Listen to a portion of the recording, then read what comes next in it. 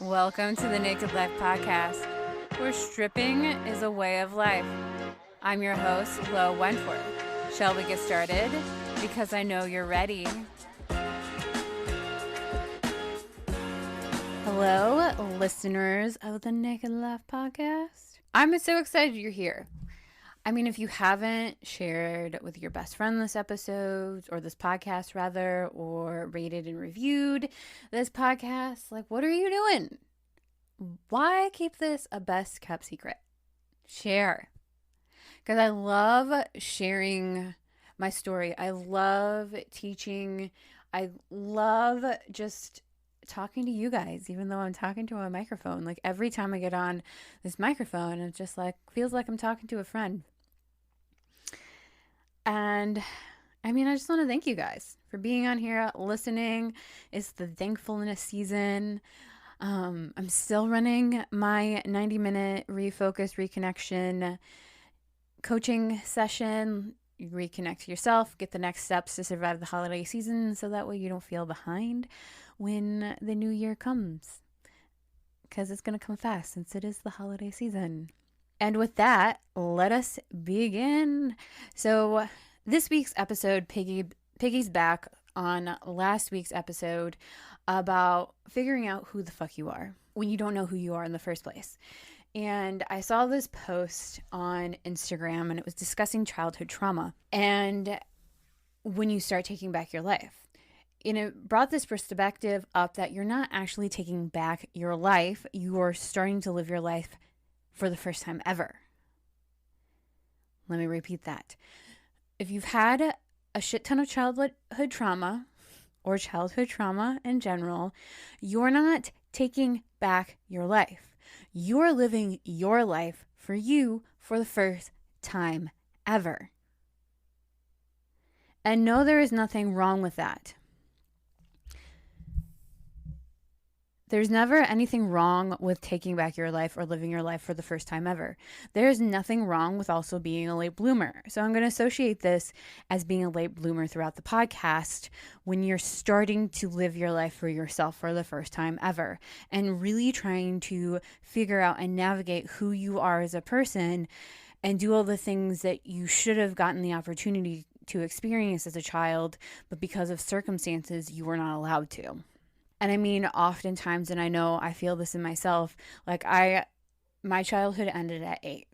I feel like my childhood was stolen from me. And that's okay that I feel this way. It's okay that you feel like your childhood was stolen from you, because in a lot of ways it was. You were cut short of actually being a carefree kid. And I know that fucking sucks. It sucks, it sucks, it sucks. But there's nothing stopping you from living out those little kid dreams and trying those little kid things now as an adult, whether you have children or whether you not have children. It is never too late to start living your life for you, no matter what the circumstances or responsibilities you have in your life. And I'm a very big advocate, especially for parents and especially to mothers, that yes, you have children. Yes, I understand you love those little shits to death. Yes, I understand you put them first. You want to put them first. You want the best for them. You don't want them to feel pain and hurt. You want them to be kids. I understand that. I also understand you lose yourself in this process. And I will never, I do not have the authority currently to talk from a mother's perspective. I only talk from a daughter's perspective, wishing and watching what her mother did and then unfucking myself because of it. And so in those moments, especially if you are a mother and you feel guilty for shifting, taking time out for yourself, that's okay, but that should not hold you back from actually living your life. I can identify with feeling guilty about choosing yourself and starting to create boundaries and undoing the roles that you were given, and how it feels like if you stop people pleasing or stop doing the things to make others around you comfortable, especially family, how you feel guilty for it. and how you feel guilty for even having the audacity to put yourself first, let alone think about putting yourself first. Like, how many times have you shamed yourself in thinking about putting yourself first? Think of that. How many times have you been wanting to get a soak in the bathtub, or getting your nails done, a massage, or getting your hair done, but you feel guilty and that it's selfish to put yourself first because you think you have to give everything of yourself to those around you in order to feel loved? You shouldn't have to shame yourself in not living your life in order to think you deserve to be loved. That's a fucked way of thinking. And it's hard to unfuck yourself with that. I remember growing up, a lot of the times, like, if I decided to change something last minute because I wanted to, I got in trouble. If I asked for something or sought support elsewhere than my parents, I was told I was selfish. If I planned to do anything that was me, anything, I was told I was selfish.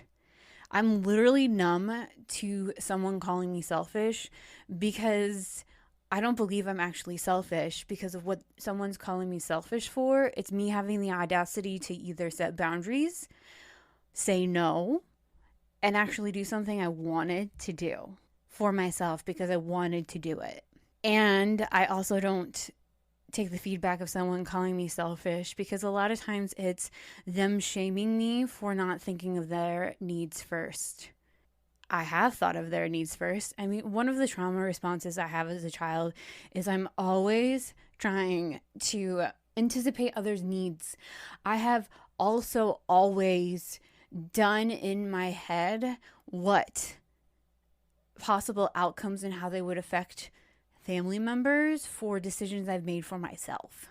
I would always do that. So a lot of times I wouldn't actually choose what I wanted to do because I didn't want to deal with the repercussions of it.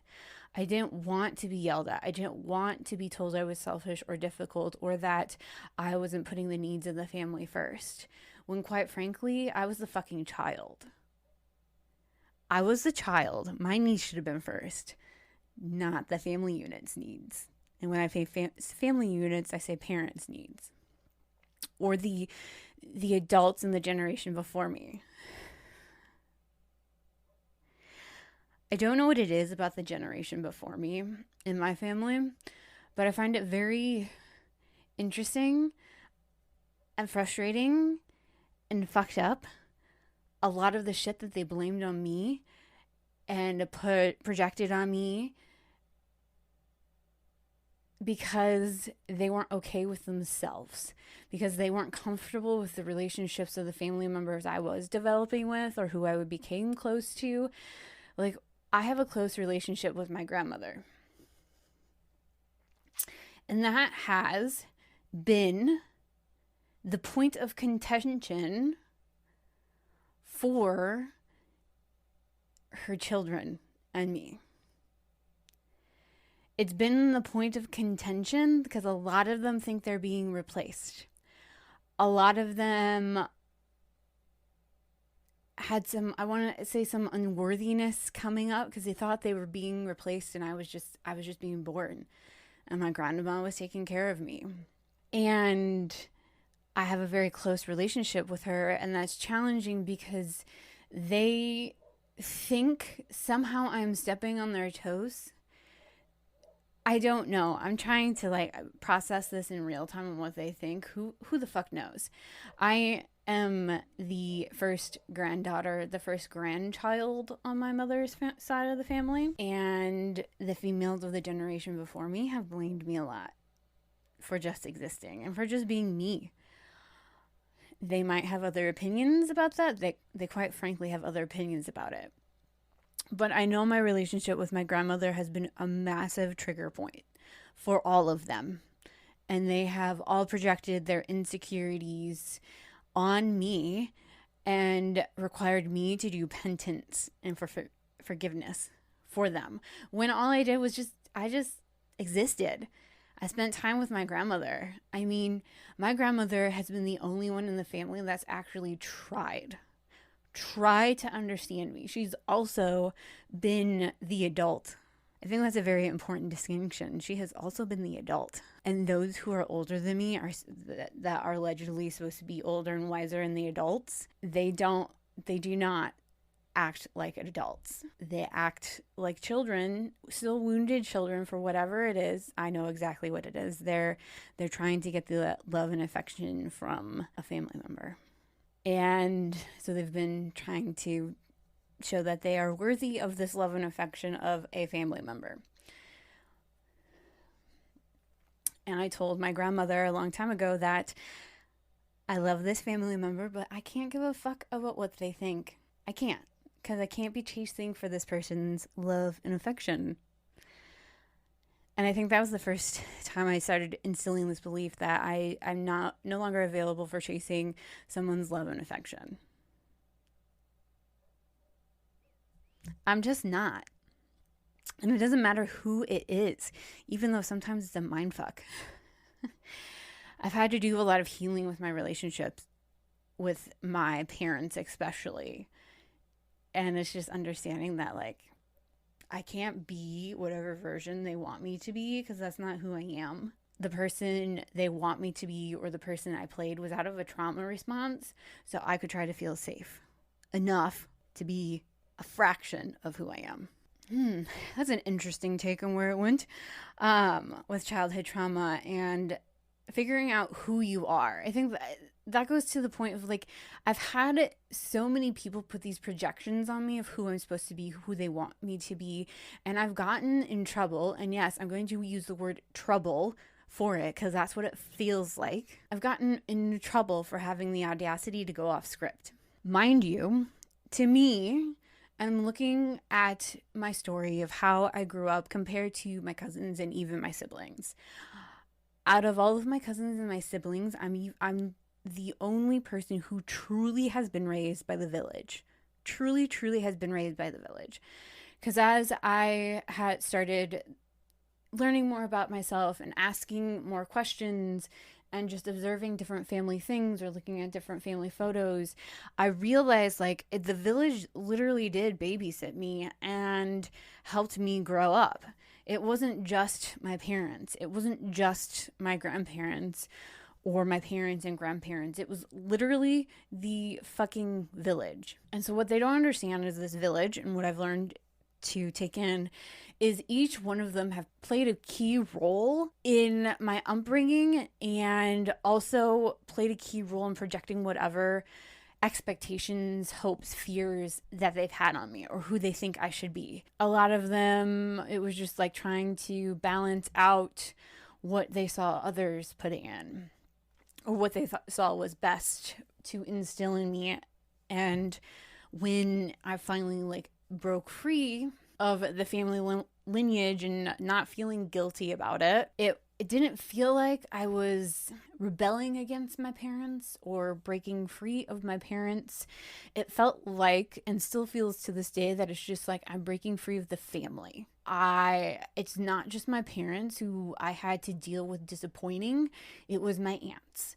It was my uncles. It was my grandparents that I had to deal with their disappointment, because I was no longer available of trying to be someone I'm not. And which is very interesting when you start becoming who you are and going on this path of actually living your life for the first time for yourself and who you are. I mean, it's a huge mind fuck and a half, because there's a lot of, like, loneliness feeling. So one of the things I had to heal with myself and understand with myself is that my family isn't necessarily going to be there for me. There aren't necessarily going to be my family versus my found family. And my found family will have certain family members in it, but that doesn't mean everyone in my family is my found family. I think it is very toxic to use the terms that blood is thicker than water, or like family, because you do something for family. I think it's toxic because it holds people back, and it's a very manipulative tool to try to control others in the family to do something that you want them to do instead of them breaking free. I think it is very toxic and detrimental. So when someone comes along and challenges that, they become the black sheep scapegoat, and everyone just piles on shitting on them because, they're bringing the mirror of saying, this is not working, or they've lifted the rug and said, this is not working. Like, what the fuck is going on? We got to shift this. So when you start to break free of the family or anyone who has put these expectations on you growing up and who you became to or tried to become beside yourself to appease the masses, it's challenging because you go through this whole roller coaster of being sad that you're just now starting to live your life, being angry as fuck, probably angry as fuck, close to committing several felonies, but you're too brilliant, beautiful to be in prison, and being very angry and resentful. I think a side note on resentment is I realized at a very young age that the resentment train of the younger individuals in my family was ending with me. I will not, and I was not, this is what I decided. It was like, I was not going to resent my siblings or my cousins because of the resentment I felt from the generation above me. And so I wasn't going to resent them for acts of someone who, like, for example, I think it's easy to explain this with an example. My parents never went to any away games for me in basketball when I just went to high school. They just didn't. The excuse was it was too far away. Granted, basketball is during the winter months. It's fine. I can understand traveling, even though I'm just like, the bus traveled, we played, like, whatever. But I was always told that they couldn't go to any of my away games. Then I graduated and I go to college. All of a sudden, they're going to my brother's football games, both home and away. And some of those games were 3 hours away. And I saw that, and most people in my family would be resenting my brother. Most. Not me. Because why would I resent my brother for something my parents did? It's ludicrous. But that's also a cycle breaking of the resentment of the younger generation because of the shortcomings that you didn't get from a parent figure or guardian figure that they so easily got as the younger generation. And I remember having a conversation with my mother about this. And she told me basically that I shouldn't be upset because they realized they fucked up with me, but I shouldn't be upset because they were righting that wrong with my brother. Can you see how fucked up that is? They're righting the wrong they committed against me because they knew they were in the wrong and fixed it with my brother, and I'm just supposed to be okay with that. I mean, I straight up told her that wasn't cool. I mean, it wasn't cool is the abbreviated version, but I told her it still didn't make it right. Like, it doesn't fix our relationship. It doesn't. So that's just the example of, like, resentment and how it makes, when you make that decision to cycle break something, it becomes easier even though it's still hard. Like, I have broken a shit ton of cycles for my brother and my sister and my cousins because I decided the buck stops with me and that I will endure it so they don't have to experience the bullshit I had to experience. A lot of times, me sharing my story right now and working to the point of where I freed up my throat chakra to be able to speak my truth and talk about what I went through and what I coach my clients through and what that process looks like. And actually talking about it. It triggers me so much when people just do like the sunshine and rainbows and don't acknowledge the shit. I'm very good at acknowledging the shit and allowing you to holding space and allowing you to just be in the shit. Because if you don't acknowledge what is not working, you're never going to fix it. If you don't acknowledge your own feelings on how you're feeling something, you're never going to shift out of it, and it's going to rear its ugly head. Like, there was one time I remember I was working in Minnesota. This is right out of law school. And I just was starting on my personal development journey and doing the whole, like, my high vibe stuff. And I remember one day, it's just like, I just woke up angry. I was just angry. And I was trying all day to be like, oh, I can't be angry. It's not high vibe. I can't do this. That's not good. It's lowering my vibration. I can't be angry. And then I just thought, I'm like, fuck this. I am angry, so I'm going to allow myself to be angry. And what do you know? I wasn't actually angry anymore because I acknowledged what I was feeling. I mean, half the time, you need to acknowledge what you are feeling and address it for it to heal itself. Otherwise, it's going to keep showing its ugly head. It's just going to keep showing up until you're like, yes, okay, what do you have to teach me? What do you have to tell me? Not teach me, just tell me. There are so many times, like when I want to talk to a friend about something I'm processing, or even, I haven't done this to my coach yet, but it's quite possibly coming, but I do this a lot when I'm processing, and halfway through whatever it is I'm talking to you to process out, I realize how stupid it sounds or how ridiculous I'm being, and then I'm just like, oh, never mind. And it leaves them, they're like, what the hell? And it's just like, I just realized, like, this is dumb, or like, I'm just playing into something that's not there, or it's just, you know, I see now, like, why it was holding me back or something. It's just, I needed you to hold space for me to talk aloud. And that's also an interesting thing when you're starting to reclaim your life. Because you are reclaiming your life even though you didn't get to start it in the first place. Like, reclaiming who you are, you're starting to live who you are, but you're reclaiming your life.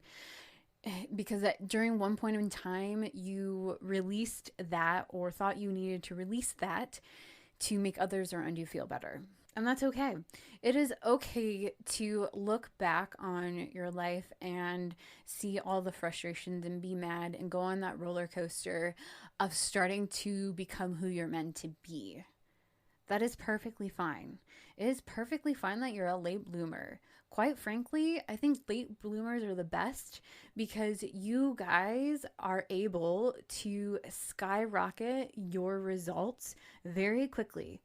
Quicker than those who you would consider early bloomers, because you've also had to live life, the hard side of life. And I say you've had to live the hard side of life of being like, you've been through traumas and shit, and especially at a young age, as much as you can be, you're allowed to be pissed and angry about the trauma you experienced growing up or any trauma that you've experienced up until this point. You're allowed to feel that, but then you're also allowed to be like, oh, well, these are the things that came out of it. Your resilience came out of it. Your strength came out of it. Your, like, come at me, bro, try to fuck with me came out of it. You learning and discovering who you are as a person means you are going to protect your identity and who you truly are and wants and needs with such ferocity, people are going to get jealous of and wish they could do that themselves. You will be creating boundaries like a boss, and people are going to be asking you how you did it. It's because you learned early on, once the acceptance comes in after all of the anger and frustration of the trauma you experienced, things will shift quite quickly for you. But don't judge yourself on how you heal from that. I think one of the biggest things for me is when I had to come back to Iowa is really judging myself for coming back here because I swore I would never come back here. I swore. And then I did. And now I'm realizing I needed to come back to Iowa to reclaim parts of myself. I also needed to kill some toxic hope and fantasy illusion from my inner child about members of her family. And I just needed to find the parts of me that I thought were bad and reclaim them. And I couldn't have done that anywhere else. I needed to do it in the environment that I grew up in. And because I did that in the environment I've grown up in, boundaries. And I stand up for myself in different ways that I didn't know I could possibly do. I have very clear lines of boundaries. One of them being, I'm not an emotional punching bag. And so when you're dealing with someone who is a narcissist, there comes a point, like, they talk about different different ways of dealing with a narcissist, and most of the time they tell you to cut them out. I don't have that luxury of really cutting them out. I could, but I don't have the luxury to cut them out completely. But there comes a point when this person is starting to be emotionally abusive because they're pissed off about something else. That is when I stand up and I don't back down. They do not like it. They do not like it. They call me so many things under the sun. I mean, they call me selfish, they call me ungrateful, they tell me that I'm not family and that I should never ask for their support again. There was a recent argument with said person, and now I'm like, fine, all right, cool. It goes both ways. It's just like I'm done engaging with it. But for me to get to the point of being done and engaging with someone like this, I had to engage first in the way that was supportive and healthy for me. Because I would not have been okay with not voicing my opinion and being like, I'm not an emotional punching bag. I'm not. You try to use me as an emotional punching bag, I will walk away. Because no one's allowed to be an emotional punching bag. You are not allowed to be an asshole because there's shitty things happening in your life. You are not. It's not an excuse. So own your shit. But being able to do this and come back here, it's built my identity. It's built who I've actually known I am. And that is like someone who uses her voice. I've had the fear of using my voice because I've always gotten in trouble for it. That's a common theme. Gabby Bernstein talks about all these universal lessons that you've learned. And I don't think it's a new level, new devil. I think it's new level, same devil. But that is one of the things I've had to learn, is that using my voice doesn't mean I'm going to get in trouble. Doing what I want doesn't mean I'm going to get in trouble. Following my dreams, changing, pivoting, whatever it may be, doesn't mean I'm going to get in trouble. And even if I were to quote unquote get in trouble from these people who have instilled this belief in me, it actually doesn't matter because I'm living my life.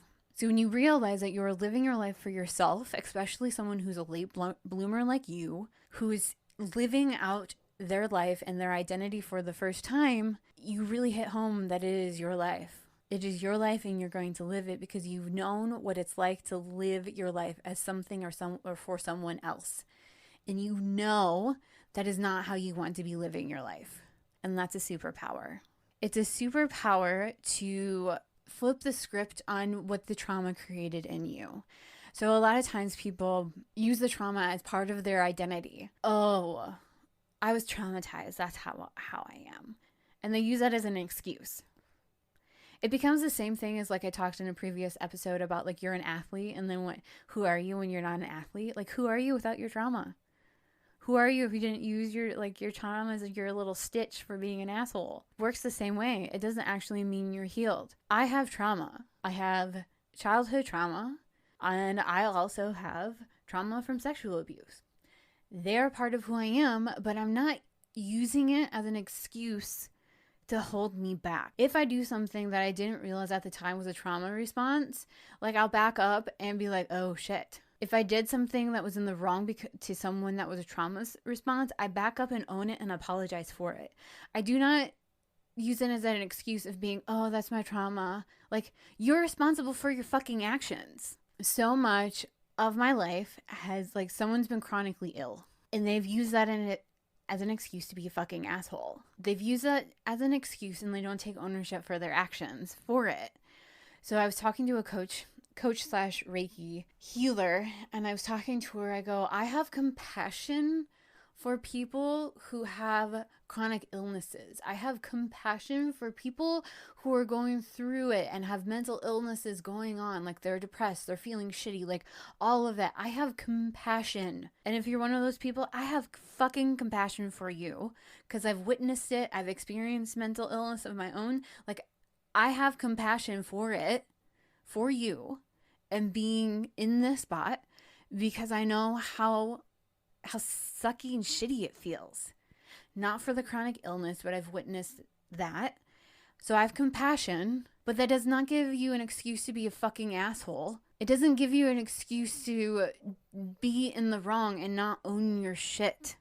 You still took an action. You still did something. It's your responsibility to clean up your side of the street because your action created, one, trauma in me, created some reaction from someone, like you hurt someone, and to be like, oh, it's my chronic illness. Oh, it's my mental illness. I was depressed. I mean, I was so unhappy and I realized what I said was bad, but I was so unhappy.